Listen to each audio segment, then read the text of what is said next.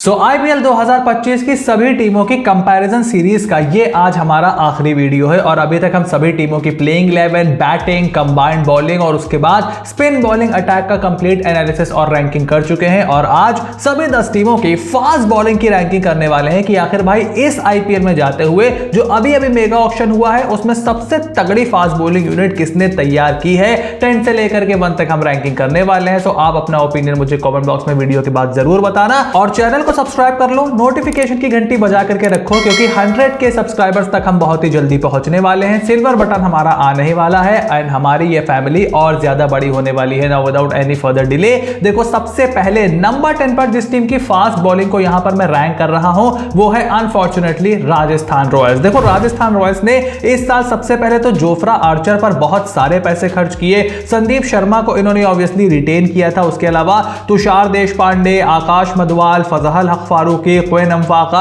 अशोक शर्मा और युद्धवीर सिंह इनके पास हैं। देखो जोफ्रा आर्चर उनका इंजरी का क्या सीन है मुझे आपको बताने की जरूरत नहीं है। उसके अलावा यंग इंडियर या फिर अनकैप्ड इंडियंस पर ये बहुत ज्यादा डिपेंड है। तुषार देशपांडे सीएसके के बाहर निकल करके अब क्या करेंगे नोबडी नोज। आकाश मधवाल भी एमआई से बाहर निकल करके क्या करेंगे नोबडी नोज। फजल हक फारूकी ऑब्वियसली अफगानिस्तान से आते हैं, अम्फाका इज वे टू यंग और उसके अलावा कोई भी आपको कैप्ड इंडियन बॉलर यहां पर नहीं दिखाई दे रहा है जो कि मतलब फर्स्ट चॉइस प्लेइंग 11 में हमारे इंटरनेशनल क्रिकेट में खेलता हो। जोफ्रा आर्चर को यहां पर खरीदा है, बहुत बड़ा पंट लिया है राजस्थान रॉयल्स ने। अब वो कैसा परफॉर्म करेंगे ये देखना बहुत इंटरेस्टिंग होगा और उसी पर जो राजस्थान रॉयल्स है उनका पूरा सीजन डिपेंड होगा। उसके बाद अगली टीम यहां पर हमारी है लखनऊ सुपर जायंट्स जिनको मैंने नंबर 9 पर रखा है। देखो बॉलिंग इनके पास तगड़ी है, मयंक यादव, मोहसिन खान, आकाशदीप, आवेश खान, आकाश सिंह, शामार जोसेफ, प्रिंस यादव, राजवर्धन हंगरगेकर और फिर ऑलराउंडर में मिचेल मार्श भी एक पेस का थोड़ा बहुत ऑप्शन है आपके पास। बट मैंने क्यों इनको नंबर 9 पर रखा है भाई, देखो ये जितने भी बॉलर मुझे दिखाई दे रहे हैं ये सबके सब इंजरी प्रोन है। अभी तक कोई भी ऐसा आईपीएल मैंने नहीं देखा जिसमें मयंक यादव हो गए, मोहसिन खान हो गए, आवेश खान हो गए, ये पूरा एक सीजन लास्ट किए हो। या तो इनके कोई इंजरी का इशू आ जाता है और अगर ये किस तरीके से लास्ट करते भी हैं तो बहुत ही मुश्किल से अपने आप को खींचते हैं, बहुत ज्यादा फिटनेस डाउन हो जाती है और उसके बाद ये इंटरनेशनल क्रिकेट मिस करते हैं। आई मीन मयंक यादव के तो बीजीटी देखने खेलने के सपने देख रहे थे हम लोग, उनको खेलता हुआ देख रहे थे बीजीटी में, क्या हुआ कहीं आसपास नहीं है यार वो। मोहसिन खान भी नेक्स्ट बिग थिंग बन करके आए थे, सेम चीज उनके पास है। आकाशदीप और आवेश खान को बहुत मेहनत करनी पड़ेगी, कोई भी बड़ा इंटरनेशनल पेसर इनके पास नहीं है। आई मीन शामार जोसेफ के अलावा उसके अलावा हंगरगेकर को कितना खिलाएंगे। बहुत सारे इफ्स एंड बट्स हैं और इसीलिए मैंने इनको यहां पर नंबर 9 पर रखा है। उसके बाद नंबर 8 पर यहां पर मैंने रखा है सनराइजर्स हैदराबाद को। देखो पिछले साल एसआरएच की जो बॉलिंग यूनिट थी, खास करके जो फास्ट बॉलिंग यूनिट थी उसमें ऑल बेसिस कवर्ड हमें दिखाई दे रहे थे। भुवी नए बॉल से बॉलिंग करते थे, पैट कमिंस मिडिल ओवर्स में आते थे, उसके बाद नट्टू डेथ ओवर की कमान संभालते थे। यहां पर मोहम्मद शामी, पैट कमिंस तो हैं, हर्षल पटेल हैं, सिमरजीत सिंह हैं, जयदेव उनादकड़ ऑब्वियसली हैं, ब्राइडन कार्स हैं, ईशान मलिंगा और उसके बाद नीतीश कुमार रेड्डी इनके ऑलराउंडर है। बट देखो हर्षल पटेल ने डेथ ओवर में बॉलिंग, पिछले साल इन्होंने पर्पल कैप जरूर जीता था बट 11 के करीब का इकॉनमी था इनका डेथ में। मोहम्मद शामी इंजरी के बाद वापस आए हैं, अभी तक इंटरनेशनल क्रिकेट में उनकी वापसी नहीं हुई है, अभी भी फिटनेस के ऊपर थोड़े बहुत सवाल हैं। नए बॉल से तो वो अच्छा करेंगे, डेथ में कैसा करेंगे क्योंकि अब डेथ में आपको मोहम्मद शामी की गेंदबाजी की जरूरत पड़ेगी और मैं वो जीटी वाला मोहम्मद शामी अभी उनको नहीं मान रहा हूं जब तक वो आईपीएल में खेलते नहीं है, फुल फिटनेस के साथ नहीं खेलते, because obviously he will be a couple of years older now. उसके अलावा पैट कमिंस को आप डेथ बॉलिंग में बिल्कुल भी यहां पर ट्रस्ट नहीं कर सकते हैं। देयर इज अ रीजन कि उनको ऑस्ट्रेलिया का टी20 कैप्टन नहीं बनाया गया है कि उनको ड्रॉप किया जा सके इफ द नीड अराइजेस।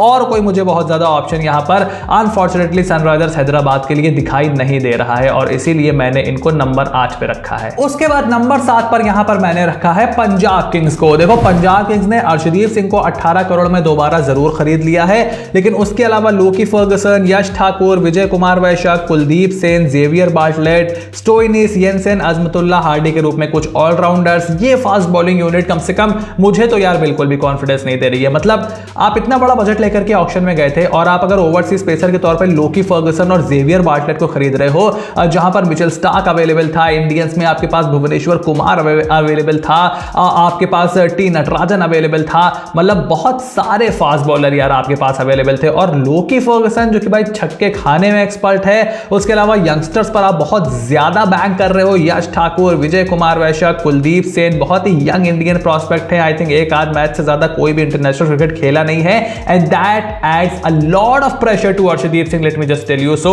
वो एक बहुत बड़ा मुद्दा यहां पर पीबी केस के लिए होने वाला है। एक आध मैच भी अगर अर्शदीप सिंह का खराब जाता है तो पूरा दिन पंजाब किंग्स का खराब हो सकता है, और हम सब जानते हैं कि आईपीएल में आपके अच्छे दिन से ज्यादा आपके खराब दिन ज्यादा आते हैं, खास करके तब जब आपके पास कोई सपोर्ट ना हो, और इसीलिए पंजाब किंग्स को अनफॉर्चुनेटली मैंने नंबर 7 पे रखा है। उसके बाद नंबर 6 पर यहां पर मैंने रखा है दिल्ली कैपिटल्स को। देखो दिल्ली कैपिटल्स के पास जो फास्ट बॉलिंग की यूनिट है उसमें मिचेल स्टार्क है, मुकेश कुमार है, नटराजन है, मोहित शर्मा है। ये आपके पास अच्छी क्रॉप जरूर है थोड़ी सी फास्ट बॉलिंग की। दुष्मंता चमीरा ऑब्वियसली बहुत ज्यादा इंजरी प्रोन है। दर्शन नालकंडे एक फास्ट बॉलिंग ऑलराउंडर आपके पास है। उसके अलावा एक आध फास्ट बॉलिंग ऑलराउंडर और है, बट उन्होंने बहुत ज्यादा क्रिकेट खेली नहीं है, तो मैंने उनका नाम इस लिस्ट में नहीं डाला है। देखो टी नटराजन, मुकेश कुमार, मोहित शर्मा, ये आपके कम से कम डेथ में गेंदबाजी कर सकते हैं, तो स्टार्क को आप अगर चाहो तो एक ओवर पावर प्ले में एक्स्ट्रा भी करवा सकते हो ऊपर से विकेट लेने के लिए। लेकिन देखो बैकअप की बहुत ज्यादा कमी है, एंड नटराजन एंड मोहित शर्मा अब थोड़े से उम्र दराज खिलाड़ी हो गए। I think Natarajan is 33 something and Mohit Sharma is 35-36 years old. So full season उनका लास्ट करना, जिस तरीके से दिल्ली का छोटा मैदान है, विकेट थोड़ी सी सपाट हो गई है, ये एक बड़ा चैलेंज उनके आगे होने वाला है। स्टार्क का थोड़ा सा रिसेंसी बायस जरूर रहा पिछले साल से, बट उसके बाद टी20 क्रिकेट में उनकी कोई बहुत अच्छी परफॉर्मेंस नहीं आई है, and I am sorry to say but अगर उनको कोई इंजरी हो जाती है तो अगला बेस्ट ऑप्शन आपके पास दुष्मंता चमीरा है, जो स्टार्क से भी ज्यादा इंजरी प्रोन है। सो उसके पीछे का लॉजिक मेरे को बिल्कुल समझ में नहीं आया। बैकअप इस टीम के पास है नहीं, और इंपैक्ट प्लेयर के रूल के तौर पर अगर आप चारों फास्ट बॉलर्स को खिलाते हो तो एक बैट्समैन आपको कम करना पड़ेगा, सो प्लेइंग 11 के भी लग जाएंगे आपके कायदे से।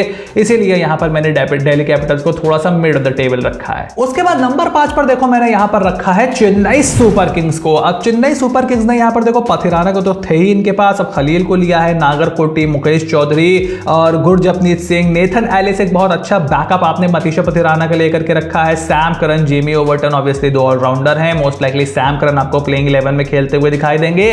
देखो होम कंडीशंस के लिए तो टीम की बॉलिंग ठीक ठाक मुझे दिख रही है। पथिराना और खलील आपके डेथ ओवर में गेंदबाजी करेंगे, साथ में दोनों नए बॉल से भी थोड़ी बहुत बॉलिंग करेंगे, एंड आई थिंक आप मुकेश चौधरी को भी यहां पर खेलता हुआ देख सकते हो, नए बॉल से थोड़ी बहुत बॉलिंग आप उनसे करवा लोगे। सैम करन को आप जरूर देखोगे, तो जो लेफ्ट आर्म सीमर है उनकी थोड़ी सी तादाद आपको प्लेइंग 11 में थोड़ी सी ज्यादा दिख सकती है। गुरजपनीत कितना खेलेंगे ये भी अपने आप में एक बड़ा सवाल है। आई थिंक नेथन एलिस को तो आप बैकअप के तौर पर इस्तेमाल करोगे, which is good buy. So backups आपके कुछ ठीक ठाक मुझे यहां पर दिखाई दे रहे हैं, इसलिए मैंने आपको नंबर 5 पे रखा है।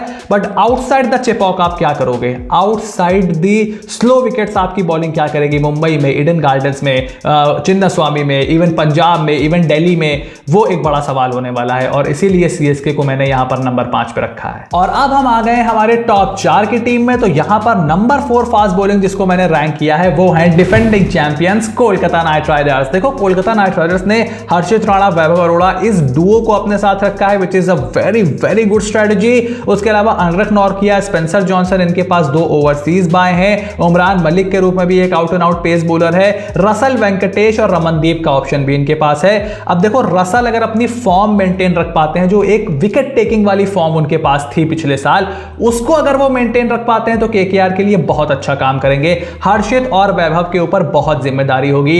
अच्छी चीज ये है कि देखो ये दोनों यंग इंडियन बॉलर हैं, फिटनेस इनकी बहुत अच्छी है, अनलाइक सम अदर बॉलर्स ये ऑल फेस बॉलर बनने की तरफ अग्रसर है। हर्षित राणा तो हैं ही, पिछले साल बहुत ही मॉन्यूमेंटल रोल उन्होंने प्ले किया था केकेआर के लिए, एंड वैभव अरोड़ा भी अब वो अपनी ट्रेडिशनल स्विंग के साथ साथ थोड़ा बहुत मिडिल ओवर में भी गेंदबाजी अच्छी करने लग रहे हैं, कम से कम जो डोमेस्टिक क्रिकेट में हमने देखा है। बस सवाल यह है कि नॉर्किया और स्पेंसर जॉनसन में से केकेआर किसको खिलाएगी। आई थिंक स्पेंसर जॉनसन को खिलाना चाहिए, बिकॉज वो ऑस्ट्रेलिया की टी20 टीम में भी सेटल्ड होते दिखाई दे रहे हैं, कंपैरेटिवली आपके ज्यादा फिटर प्लेयर है, और उसके साथ साथ एक लेफ्ट आर्म एंगल आपको देते हैं। अब स्टार्क वाली बात तो देखो आप नहीं उनसे एक्सपेक्ट कर सकते, बट आई थिंक जो फास्ट बॉलिंग यूनिट बहुत अच्छी दिख रही थी पिछले साल वो अब सिर्फ अच्छी रह गई है, बट अभी भी अच्छी है। बैकअप्स आपके पास अच्छे हैं, वेंकटेश की तो जरूरत ही आपको नहीं पड़ती, और इसीलिए कोलकाता नाइट राइडर्स को यहां पर मैंने नंबर 4 पर रखा है। और नंबर 3 पर मैंने जिस बॉलिंग यूनिट को रखा है वो है गुजरात टाइटंस। अब देखो गुजरात टाइटंस की ये जो बॉलिंग यूनिट है, यहां पर रबाडा, सिराज, प्रसिद्ध कृष्णा, जेराल कोटजिया,